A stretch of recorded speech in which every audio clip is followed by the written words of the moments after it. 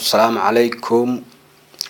halkan caawa waxa aan ku soo duubaya in yaro hordhaca oo aan isleeyahay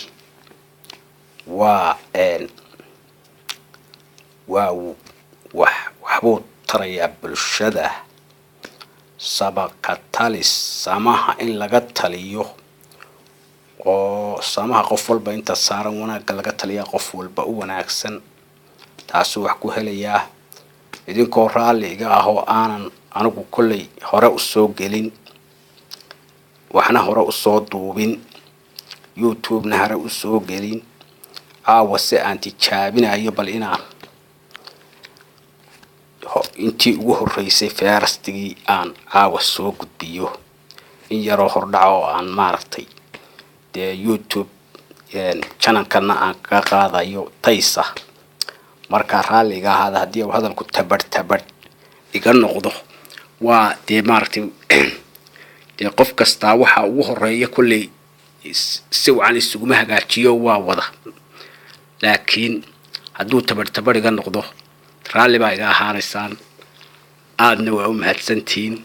hordhacayguna waxa weeyaan samaha ku tasho ka tali xumaantana suuli maandhe sidaas baa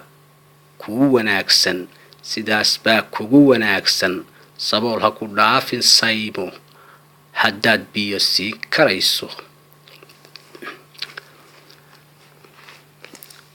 haddaad sadaqayso quud dadkaad samafale u tahay ha noqon kii soo sawira sirtooda bannaanka dhiga.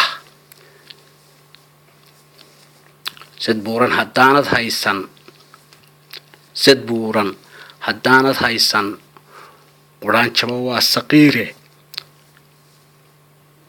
waxaad haysaba u sayri. sad buuran haddaanad haysan quraanjaba waa saboole quraanjaba waa saqiire waxaad haysuun u sayri. السلام عليكم. intaasay maaragtay waa hordhac isagoo tafatirna insha Allah waa idin soo gelin doonaa.